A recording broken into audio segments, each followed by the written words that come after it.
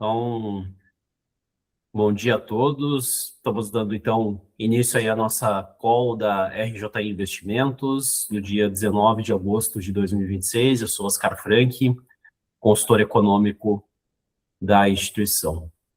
Bom, pessoal, hoje eu vou iniciar falando do cenário internacional, um brevíssimo resumo aí da questão geopolítica. Temos ainda um impasse seguindo entre Estados Unidos e Irã, sem uma perspectiva de resolução no curto prazo. Por um lado, aí, os Estados Unidos vêm intensificando pressões econômicas com relação ao Irã, e o Irã, por sua vez, exigindo aí, novas questões envolvendo a possibilidade de reabertura do Estreito de Hormuz. E também, né, outro aspecto que não se comenta, não se fala tanto, infelizmente, né, que é a questão da guerra entre Rússia e Ucrânia, e temos notado aí novos ataques relacionados aí à infraestrutura de exportação de grãos. Isso naturalmente tem um impacto, né, tem um efeito de potencialmente restringir aí a oferta global de alimentos e, né, naturalmente elevar os preços, pressionar a inflação, enfim. Mas seguimos aí com iniciativas diplomáticas para tentar evitar uma escalada do conflito. Então, a questão geopolítica aí segue complexa no curto prazo e necessita de monitoramento da parte de todos. Sobre a agenda de dados econômicos, pessoal, começar aqui com o CPI dos Estados Unidos, relativo aí a julho de 2026, o mês passado. Lembrando sempre, né, pessoal, que não é a medida preferida de inflação por parte do Fed, do Banco Central americano, mas é um termômetro importante aí para a gente poder avaliar, então, os preços percebidos pelos consumidores americanos. Então, o índice Shame, que considera a integralidade dos bens e serviços, subiu 0,1% no mês, veio basicamente em linha com o esperado pelo mercado, e nos últimos 12 meses tivemos aí uma leve desaceleração de 13,5% para 13,4%, lembrando que a meta de inflação nos Estados Unidos é de 2%.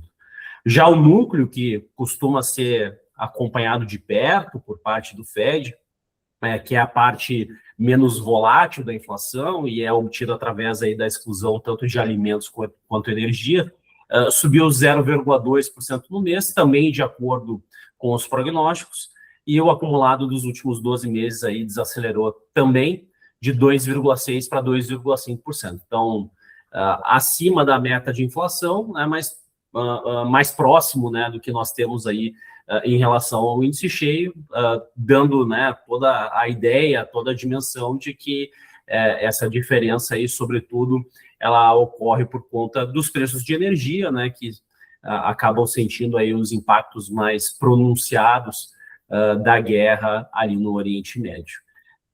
Por mais que tanto o índice cheio quanto o núcleo, pessoal, tenham vindo em linha com o esperado, a composição do indicador, ou seja, quando nós analisamos as aberturas disponíveis, é possível concluir que os dados eles vieram positivos, eles vieram benignos, né? Porque principalmente a parte dos serviços, que costuma variar acima da média, seguiu aí em patamares um pouco mais comportados, né? Inclusive, o núcleo dos serviços, a parte menos volátil, então, do setor terciário, desacelerou, se a gente considerar os últimos 12 meses, né? Passou de 3,2% para 3% o crescimento dos preços. E o núcleo dos bens, dos manufaturados, dos produtos fabricados pela indústria, cresceu 0,8% no acumulado dos últimos 12 meses, né, que aí é o mesmo patamar em relação à leitura anterior, né? E aí, dentro desse âmbito, né, talvez um dos principais elementos de pressão é o vestuário, né, que subiu aí quase 4% no acumulado dos últimos 12 meses, os aluguéis, né, que sempre um ponto de atenção, que apresentaram aí uma trajetória bastante pressionada durante muito tempo, subiram 0,1% no mês e nos últimos 12 meses 3,2%. Então, um patamar já mais contido. Então, de uma maneira geral, o que nós podemos concluir a partir desse indicador é que sugere a continuidade dessa desaceleração na inflação, embora num ritmo ainda gradual. Também vale chamar a atenção, pessoal, com relação, então, ao PPI dos Estados Unidos, o índice de preços ao produtor, perdão, também para o mês de julho de 2026. Então, ele diz respeito, remete, então, à dinâmica dos preços no atacado, nos estágios iniciais das cadeias econômicas, e porque é interessante, porque é relevante avaliar, acompanhar esse indicador, porque essa dinâmica nos estágios iniciais das cadeias econômicas costuma ser repassada, ainda que de maneira imperfeita, ainda que de maneira defasada, para os consumidores finais. Então, a gente tem aí um preview, né? A gente tem aí uma antecipação do que pode acontecer aí com relação, então, à dinâmica dos consumidores. Nesse caso específico, então, do índice de preços ao produtor, o índice cheio registrou uma pequena deflação, uma pequena queda de 0,03%, veio melhor do que o esperado pelo mercado, que era uma alta de 0,2%, e nessas métricas mais longas do acumulado dos últimos 12 meses, aí sim a gente nota, né, uma desaceleração mais intensa em relação ao CPI, em relação ao índice de preços ao consumidor. Então, índice cheio passou de 5,5% para 4,7%. Então, essas pressões, elas costumam ficar mais evidentes, né? Se sobressaem aí com relação ao índice de preços ao produtor, ou quando, na medida que ocorre um choque de oferta, como foi esse da guerra no Oriente Médio, os produtores sentem esses impactos, né, de maneira mais pronunciada e não repassam tudo para a ponta final, né? Então, eles tendem a absorver isso com relação aí às suas margens, né? Então, eles comprimem, então, de alguma forma, de alguma maneira, aí, as suas margens de lucro e repassam, né, uma parte disso para o consumidor final. Então, por isso que muitas vezes nós temos essa diferença aí entre os preços ao produtor e também ao consumidor. Então, índice cheio do índice de preços ao produtor, né, no acumulado dos últimos 12 meses, de 5,5% para 4,7%. E o núcleo passou de um crescimento de 0,39% para 0,24%. Também desacelerou até consideravelmente, se nós analisarmos aí os últimos 12 meses, passou de 4,72% para 4,16%. Então, quando nós analisamos setorialmente, pessoal, houve aí uma aceleração naqueles componentes mais próximos da demanda final, e em contrapartida, houve queda aí nas margens do comércio e também nos custos do transporte, isso que ajudou a gerar uma contenção desse indicador. Então, de uma maneira geral, quando nós analisamos aí os dados considerando a cadeia produtiva como um todo, os preços eles continuaram a cair nos estágios mais iniciais, mais sensíveis ali, por exemplo, a questão do barril de petróleo, e nos estágios mais próximos da demanda final, voltaram a acelerar. Então, o que isso sugere, pessoal? Que essa transmissão de uma dinâmica mais benigna nos estágios iniciais ainda não se materializou por completo, então, sobre a demanda, sobre, né, as etapas, os estágios mais próximos, então, da demanda final. Vale também chamar atenção, né, pessoal, porque alguns componentes do PPI, eles entram no cálculo do núcleo do PCI, né, que é a medida preferida de inflação por parte do Fed.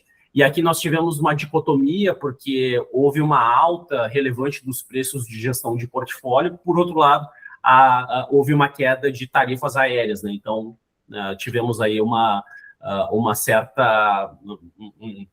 houve algo que contrabalançou, né, essa dinâmica um pouco mais negativa da parte de gestão de portfólio e que diz respeito justamente, então, às tarifas aéreas, né? Então, dentro desses sinais que nós temos aí a partir do PPI, não deveremos ter aí grandes ajustes, né, grandes novidades com relação, então, às estimativas para o PCI, que é a medida preferida aí de inflação por parte do Fed. Então, de uma maneira geral, o que nós podemos concluir, então, a partir do PPI dos Estados Unidos, pessoal?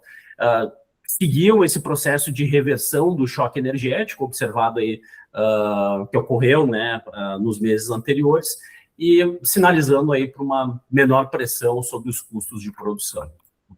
Ainda sobre os Estados Unidos, pessoal, outro destaque envolveu as vendas do varejo americano também para o mês de julho de 2026. Tivemos aí uma queda em termos nominais de aproximadamente 0,6%, resultado bem abaixo do que o mercado esperava, que era uma pequena alta de 0,1%. E lembrando que esse é o comparativo julho em relação a junho, né? Então, é o período imediatamente anterior, os dados aí ajustados pela sazonalidade. E em termos reais, considerando esse mesmo comparativo, a queda aí foi de 0,74%.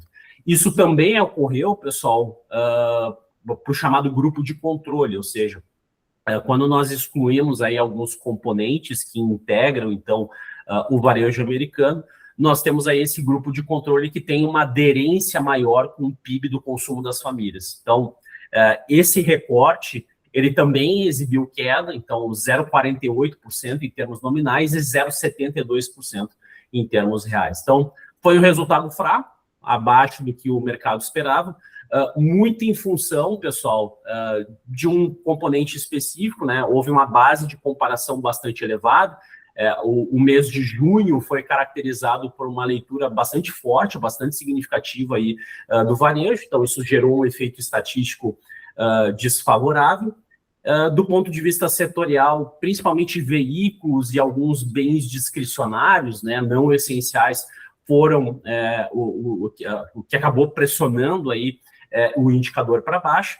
E também um outro aspecto, né, pode ter ocorrido aí uma antecipação de compras em função aí do Prime Day, alguma questão relativa ao próprio componente sazonal, normalização de consumo após eventos recentes. Então, é possível aí que alguns aspectos um pouco mais pontuais também tenham colaborado aí para esse cenário. Então, de uma maneira geral, pessoal, o que eu entendo é que temos aí podemos dizer assim, uma desaceleração ordenada, não só do varejo, como da economia americana como um todo, né? Não é algo que preocupe, né, essa questão do desaquecimento da economia americana, né?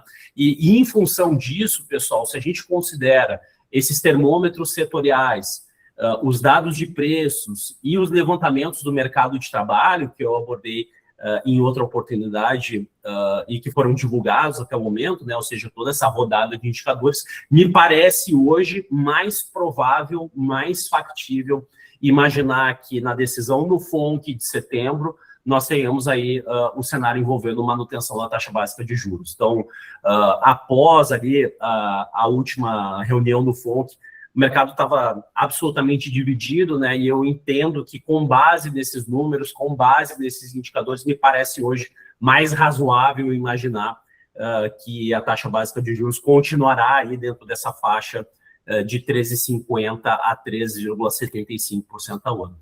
E só para finalizar essa parte de cenário internacional, pessoal, foram divulgados aí alguns indicadores com relação à China, né? Então, corrobora esse processo, esse quadro de fraqueza da demanda doméstica. Então, tanto a inflação ao consumidor quanto a inflação ao produtor vieram abaixo do esperado.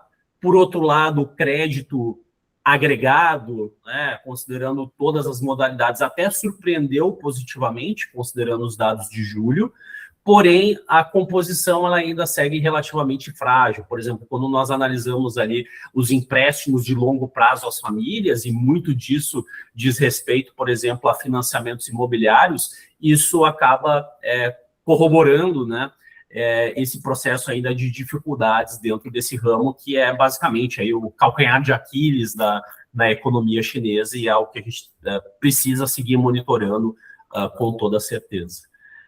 Pessoal, sobre cenário internacional, são essas as considerações. Não sei se ficou alguma dúvida, se vocês desejam algum esclarecimento, eu fico aí à disposição de vocês.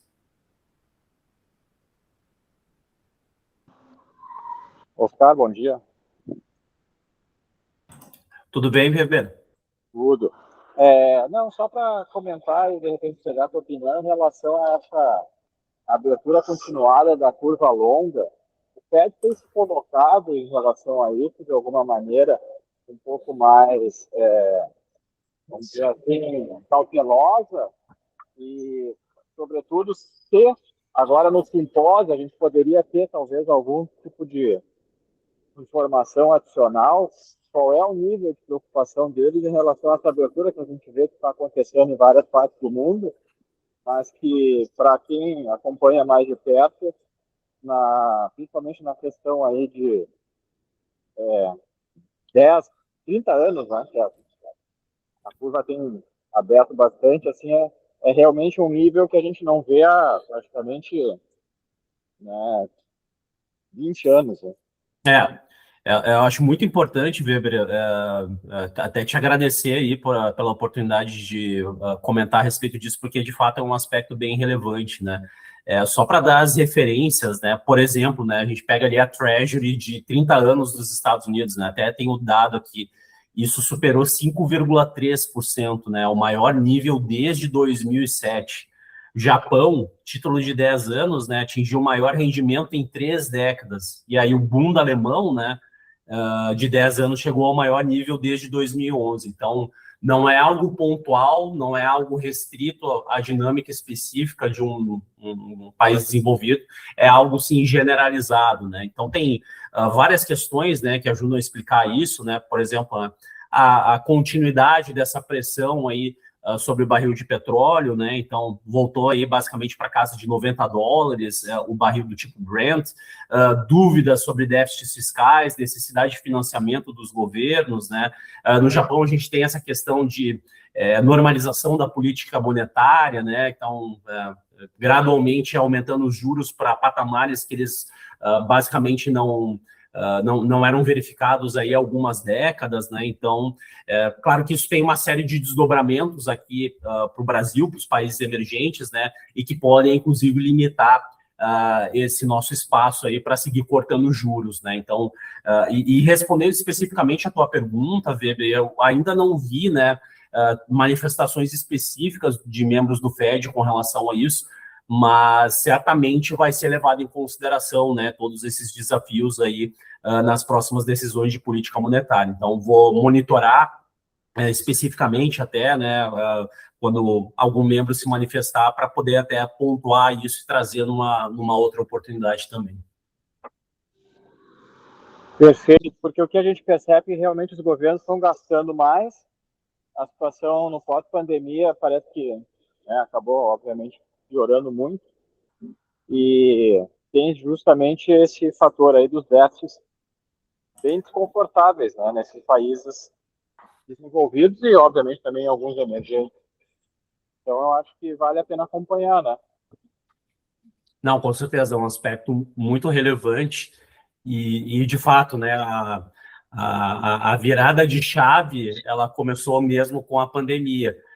Se a gente for considerar aí, talvez, o primeiro movimento aconteceu ali na crise financeira internacional de 2008, mas na magnitude, com peso relevante mesmo, foi de fato a pandemia, né, onde foram necessários aí muitos recursos, né, a política fiscal precisou ser muito ativa para manter um mínimo de sustentação aí da atividade econômica, evitar realmente uma derrocada da economia mundial. Então, desde então, né, a gente sabe das dificuldades que existem com relação, então, a reverter gastos que foram criados, né? Enfim, tem toda a situação de grupos de interesse e tudo mais, então, que acabam gerando essas pressões e, enfim, é um grande desafio que se tem aí, que acaba naturalmente também, em boa medida, pressionando esses juros, especialmente os juros longos, né? Quando a gente fala, né, da parte mais longa da curva, isso diz muito respeito à questão de solvência do próprio governo, né? Então, esse aspecto fiscal, ele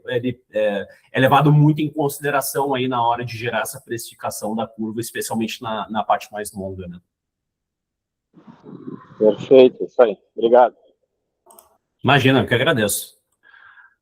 Bom, pessoal, então, seguindo aqui para a gente comentar a respeito de Brasil, vários indicadores foram divulgados aí ao longo desses últimos dias, e tivemos aí o fechamento aí dos termômetros setoriais de junho de 2026, e isso vai culminar aí, então, com a divulgação do PIB do segundo trimestre de 2026, que deve acontecer aí nos próximos dias, né? Até não sei a data exata, né? Geralmente ou é no final desse mês de agosto ou no início de setembro. Depois até vou confirmar aí com vocês, mas enfim, vai acontecer aí nos próximos dias.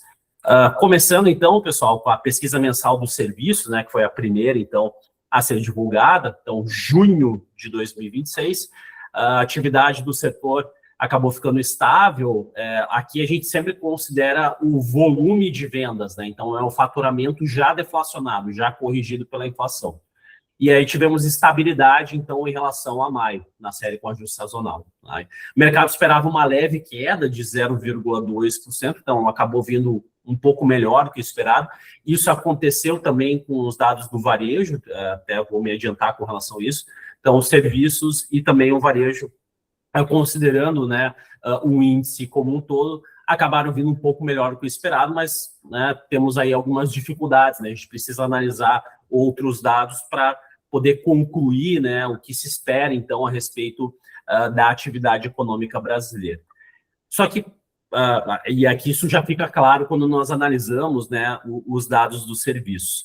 Das 5 grandes categorias que são investigadas aí pelo IBGE, somente uma registrou crescimento, né, que foi a parte aí de informação e comunicação, que tem sido um destaque absoluto aí desde o pós-pandemia, né, tem puxado muito do crescimento dos serviços e em junho acabou sendo novamente um destaque aí com uma alta de 1,8%.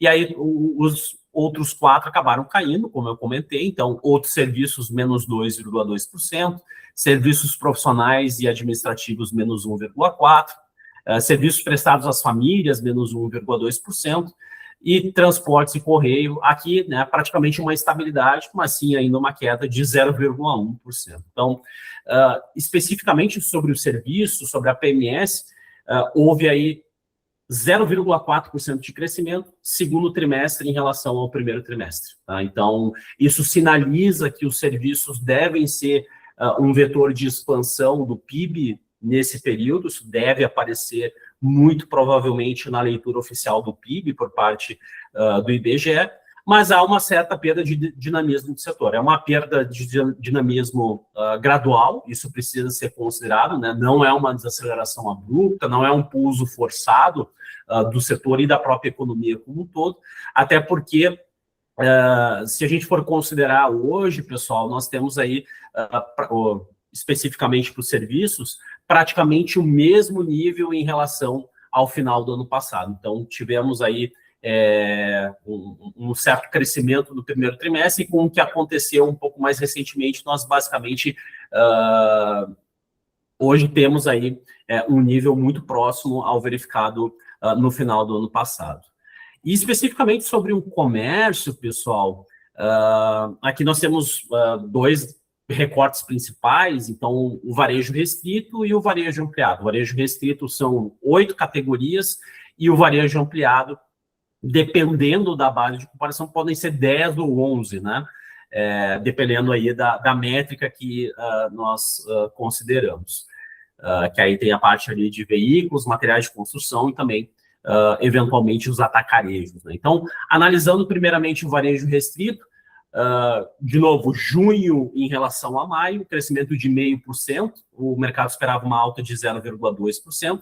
Nesse caso específico, foi o 5º incremento, a 5ª elevação nas últimas 6 leituras, porém, mesmo, né, com uma predominância das altas, no primeiro semestre, nós não tivemos um crescimento tão intenso assim, né? O primeiro semestre teve uma alta de 1,9% em relação ao mesmo período de 2025. Então, essa é uma questão que precisa ser pontuada, né? Então, a gente poderia ter uma outra imagem a partir dessa informação de que, olha, 5 crescimentos nas últimas 6 leituras, a gente poderia imaginar que realmente o setor estaria decolando, e não é algo que está acontecendo. Né? Então, é uma alta aí relativamente comedida de 1,9% no primeiro semestre.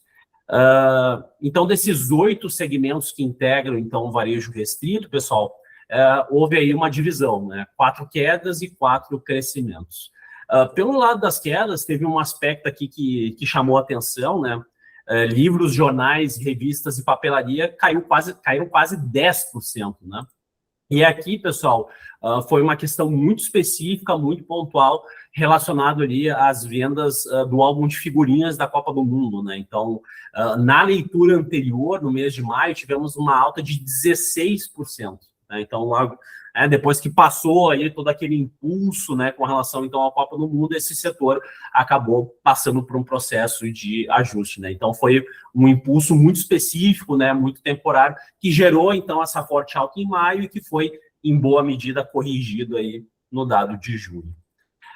Combustíveis e lubrificantes, 1,7% de queda, tecido, vestuário e calçados, 2,6% de queda.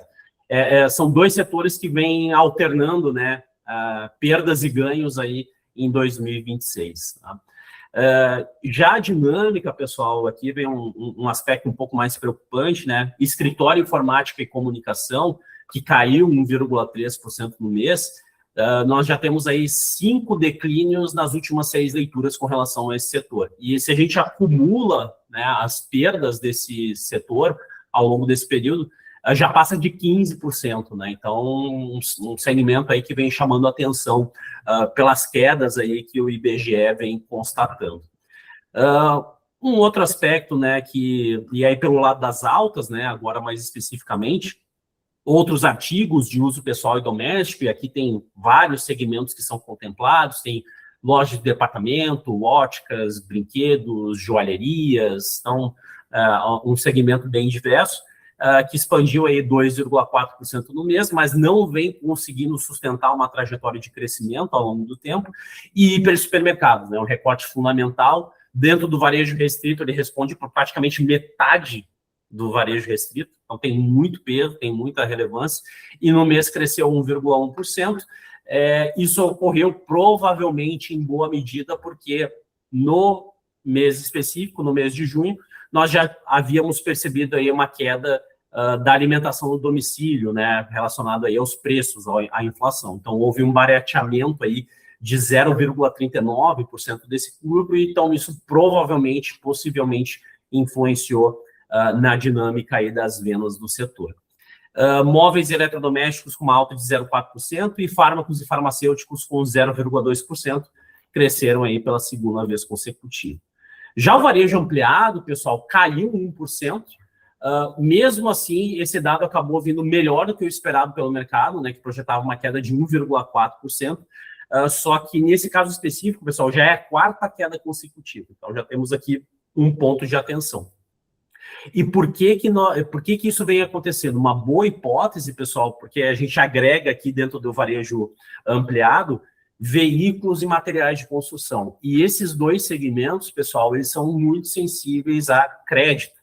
Então, na medida que a gente sustenta, né, a taxa Selic em patamares tão elevados, isso representa um freio, né, para o desenvolvimento, então, desses setores e ajuda a explicar, né, o porquê que o varejo ampliado vem exibindo, vem apresentando essa dinâmica mais recentemente.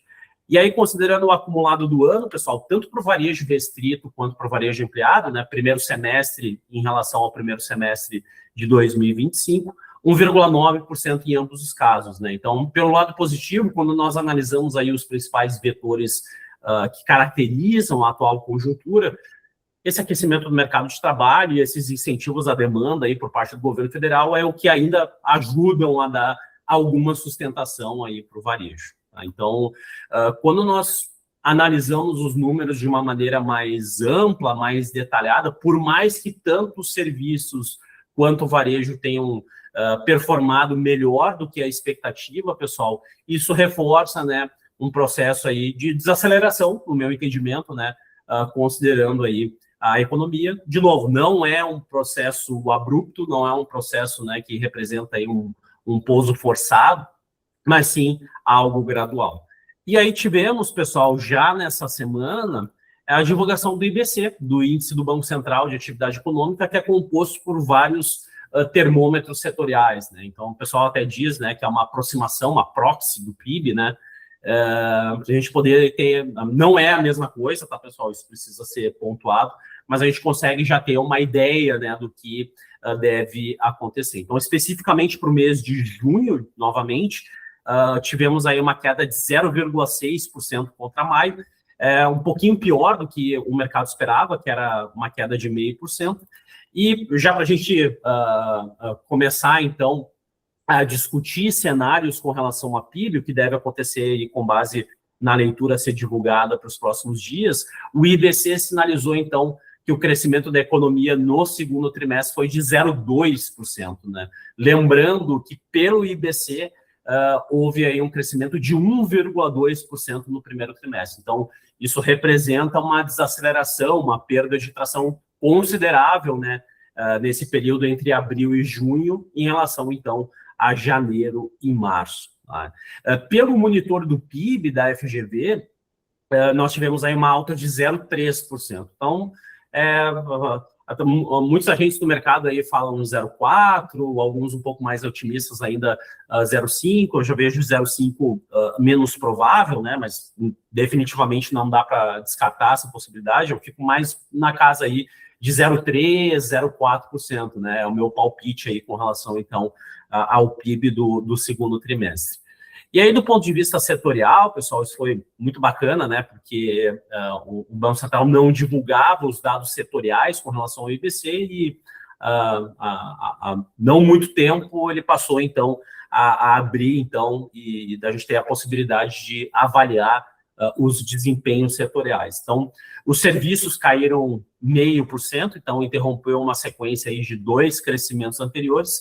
O principal destaque negativo foi a indústria, menos 1,4%, lembrando que a indústria vinha de 7 crescimentos consecutivos, então uma base de comparação relativamente elevada, e somente com essa queda ela voltou para o mesmo nível de janeiro. Então, basicamente estagnado aí ao longo dos últimos meses o parque fabril. E o destaque principal foi, pelo lado da alta, aí foi a agropecuária, que subiu 1% e reverteu, então, a queda de 0,7% anterior.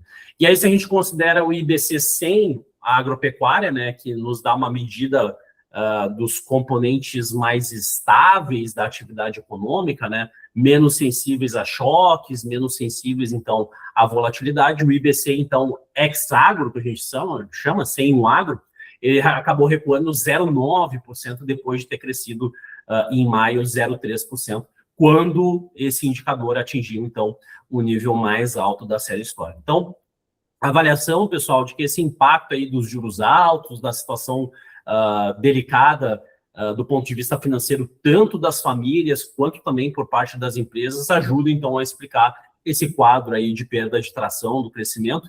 E considerando ter todos esses números, né, eu lembro que da última vez que eu comentei aqui com vocês, a minha perspectiva para PIB, considerando o ano como um todo, estava na casa de 2,1%,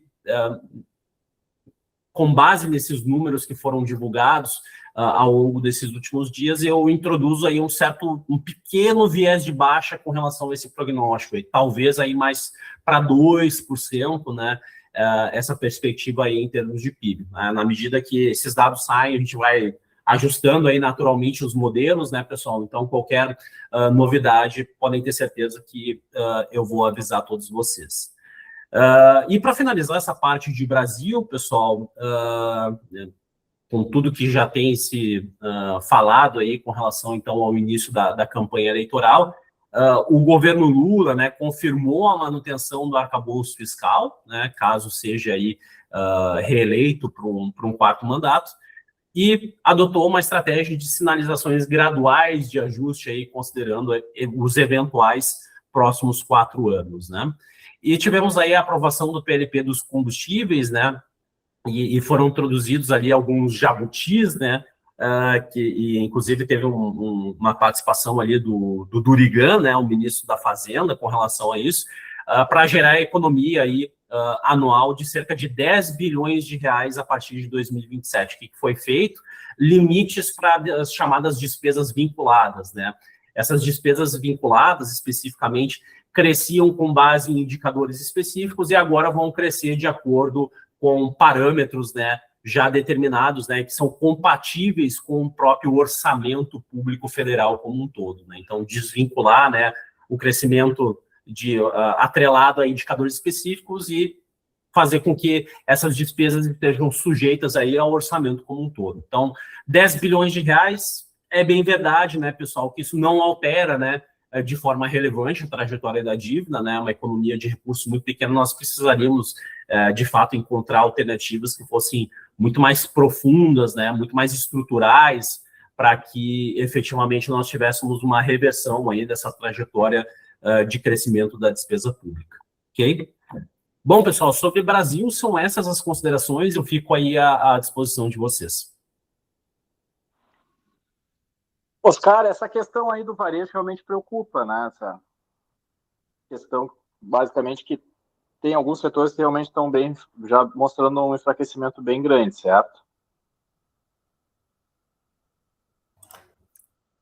Perfeito. Não, tem sido uma visão, assim, até quando a gente conversa com os empresários do setor, né, Weber, bastante clara, né?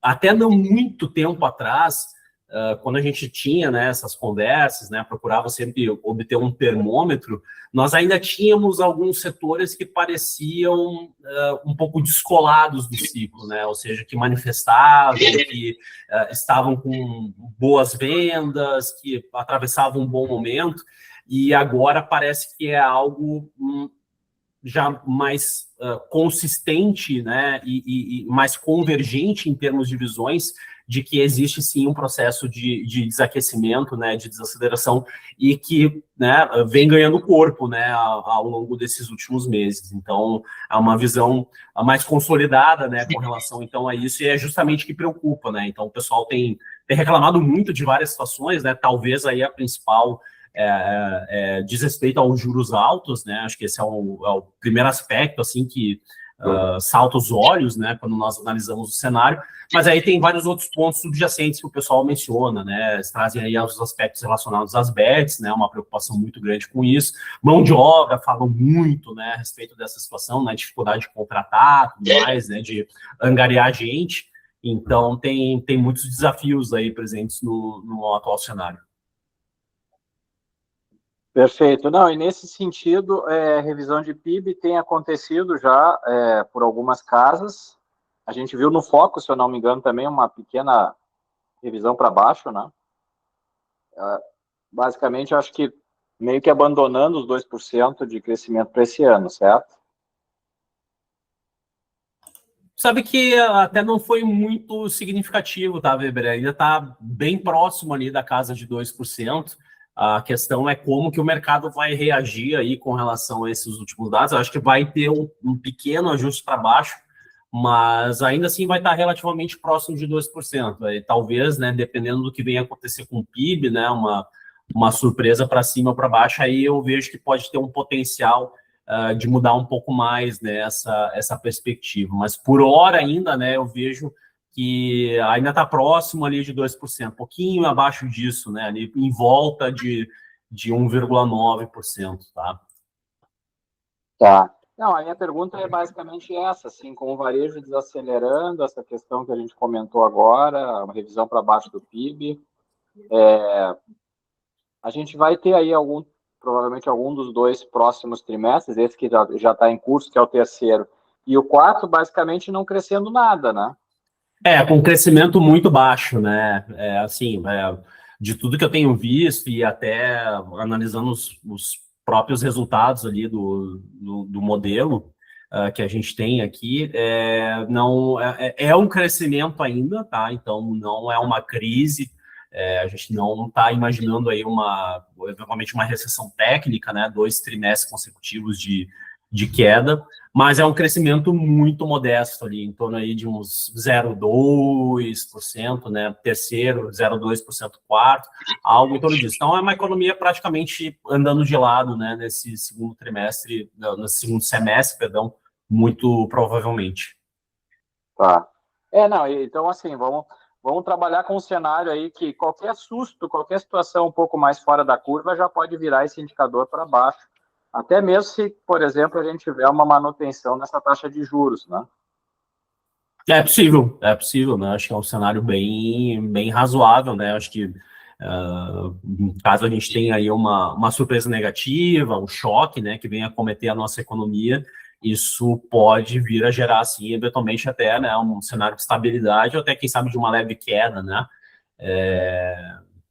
Não acredito, né, que poderia acontecer, né, uma recessão muito profunda. Acho que esse é um cenário já muito difícil de acontecer, até porque a economia, né, ela se move, né, com uma certa inércia, né, então é muito difícil, né, acontecer nessa questão de parada abrupta. Geralmente, né, esses sinais, eles são mais graduais, então teria que acontecer, né, um fenômeno muito significativo, né, para gerar eventualmente essa parada abrupta. Não vejo isso acontecendo também, mas o ponto todo é que, né, a gente muito provavelmente vai observar uma nova desaceleração em relação a 2025 e para os padrões, né, e para o que a gente precisaria crescer enquanto país é um crescimento medíocre, né, então bem insatisfatório aí para todas as nossas necessidades.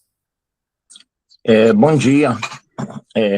Primeiramente, parabéns, Oscar, por suas duas brilhantes análises, né, do cenário internacional e o brasileiro. Eu queria fazer uma pergunta que pudesse fazer, né, essa relação. É possível mensurar, né, porque assim, diante, né, dos tarifaços impostos pelos Estados Unidos,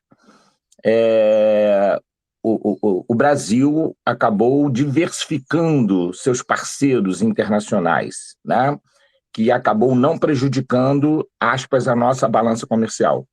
É possível mensurar o possível impacto, e aí é óbvio que seria positivo, né, caso, diante dessas tratativas, né, que o governo brasileiro vem fazendo junto ao OMC, né, diante de um possível fim desses tarifaços para a economia brasileira, é possível mensurar esse impacto?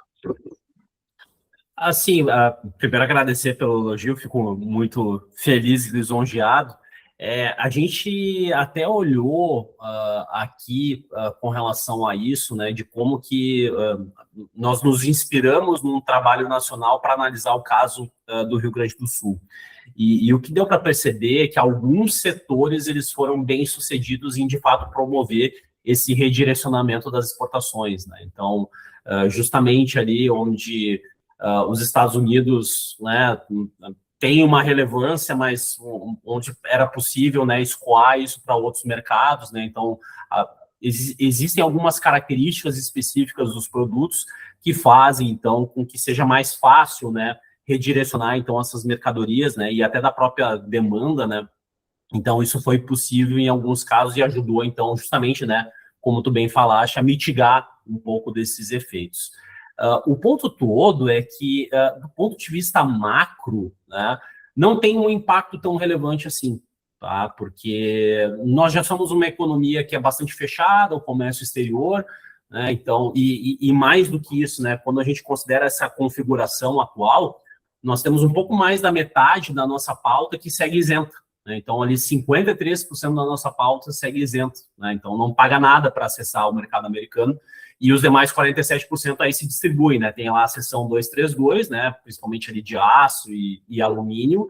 Tem produtos que estão sujeitos especificamente a 12,5%, outros especificamente a 25%, e outros que somam as duas alíquotas, né? Que é mais ou menos 25% da nossa pauta, né? Cerca aí de um quarto, que aí considera, então, 37,5%. Então, o impacto, ele é muito mais setorial do que macro, vamos dizer assim, né? Então, mesmo que eventualmente a gente vá para uma situação, e claro, né, que é melhor, né, é evidente que é melhor se a gente conseguir encaminhar aí um acordo nesse sentido, né, de acessar o mercado americano com melhores condições, isso vai ser positivo, isso vai ter efeito benigno, mas, de novo, do ponto de vista macro, isso não é tão relevante assim, porque a gente está falando de uma parte das exportações para um mercado, que sim tem sua relevância, mas que dentro da composição do nosso PIB não tem muita relevância, não tem muita importância, porque nós somos um país muito fechado para o comércio exterior, né? Então, dependemos demais do mercado doméstico, do mercado interno.